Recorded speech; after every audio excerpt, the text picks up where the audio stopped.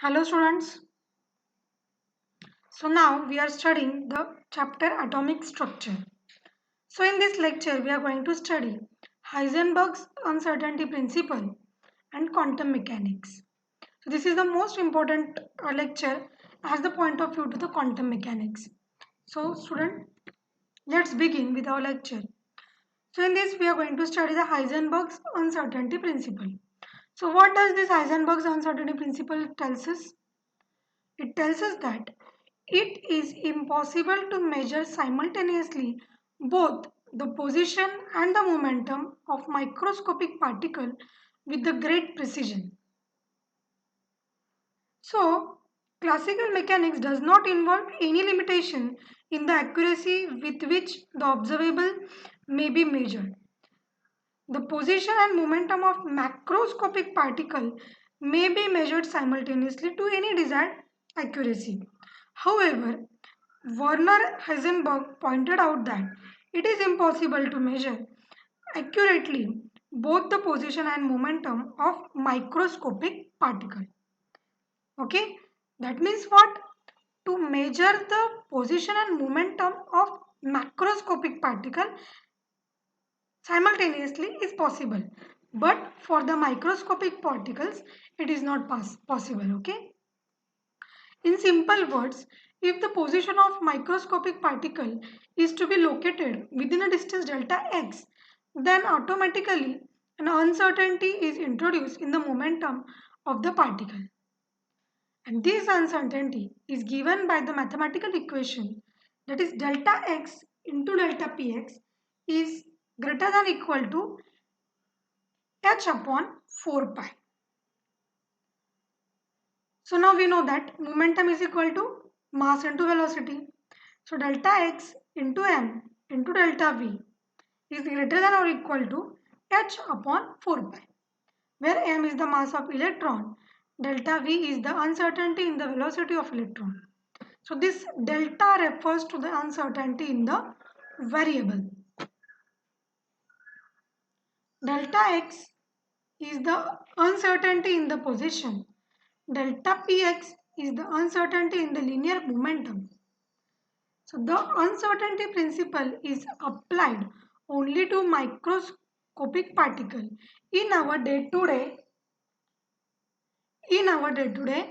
life. This principle has no significance.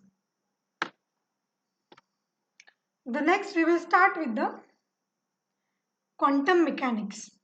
So what is a quantum mechanics?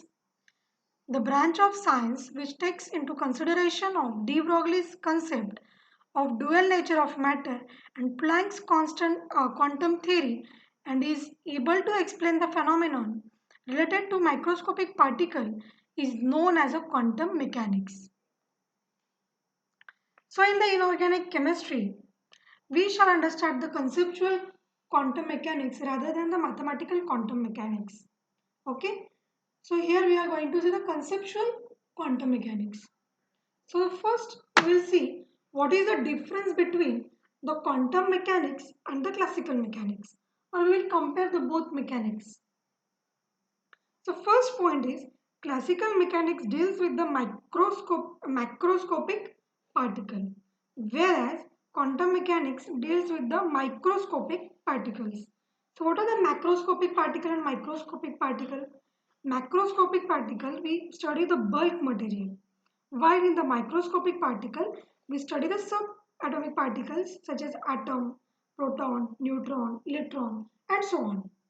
The next point is classical mechanics is based on the Newton's law of motion, whereas the quantum mechanics is based on the Heisenberg's uncertainty principle and de Broglie's dual nature of particle or matter. Next is it is based on the Maxwell electromagnetic wave theory, according to which any amount of energy may be emitted or absorbed continuously. It is while the quantum mechanics is based on Planck's quantum theory, according to which only discrete value of energy are emitted or absorbed. The next is the state of system is defined by specifying all the factors acting on the particle as well as their position and the velocity. Here it gives, in the quantum mechanics, it gives probability of finding the particles at various locations in the space of matter. Next we will see the time independent Schrodinger equation. So the Schrodinger equation also have the most importance in the quantum mechanics. So what is this Schrodinger equation? Why there is a need of this Schrodinger equation, that we are going to see. If the electron have wave property, then there must be the wave equation. Yes or no? And when a wave function to describe the electron waves just as a wave of light, sound or oscillator.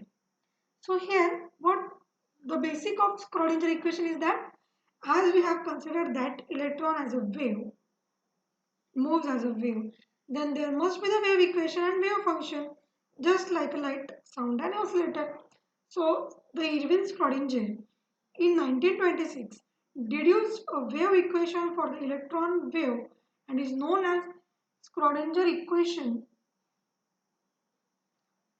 Schrodinger wave equation. So consider this wave that is moving. Here lambda is the wavelength, A is the amplitude.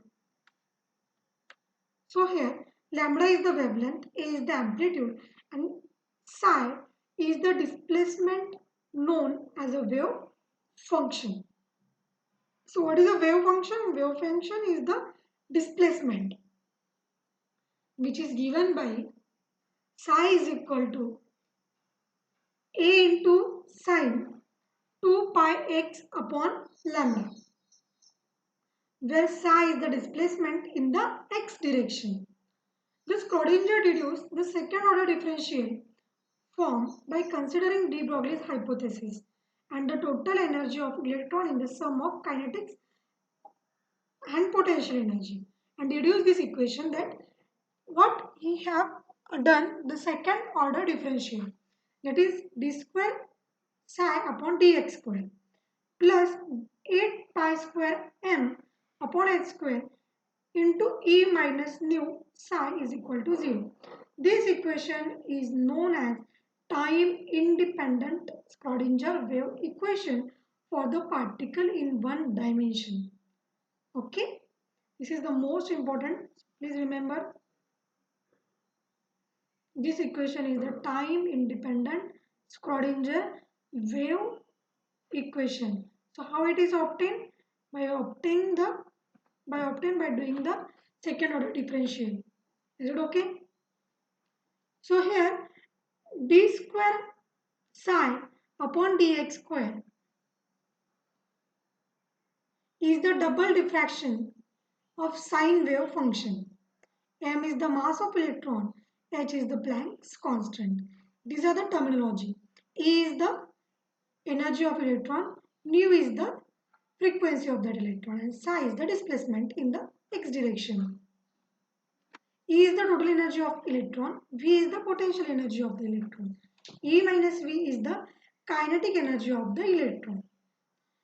The three-dimensional time-independent Schrodinger wave equation is given as, so here this is a three-dimensional. That means the displacement is considered in x, y and z direction. That means three-dimensional view.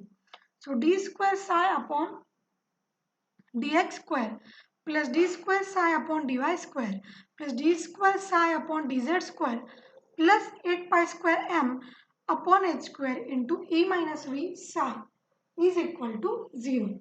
This Schrodinger equation is shortened here. That means H psi is equal to E psi. So here H is the Hamiltonian operator. What is it? It is a Hamiltonian operator, which is also known as a total energy operator. E is the energy, that is eigenvalue of a system. Psi is the wave function. So the important significance of Schrodinger wave equation. The Schrodinger equation is used to find the allowed energy levels of quantum mechanical microscopic particles. The next is the associated wave function gives the probability of finding the microscopic particle at a certain position.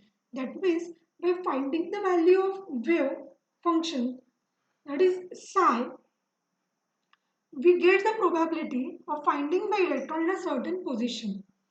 The solution to this equation is a wave that describes the quantum aspects of a system. Okay, thank you.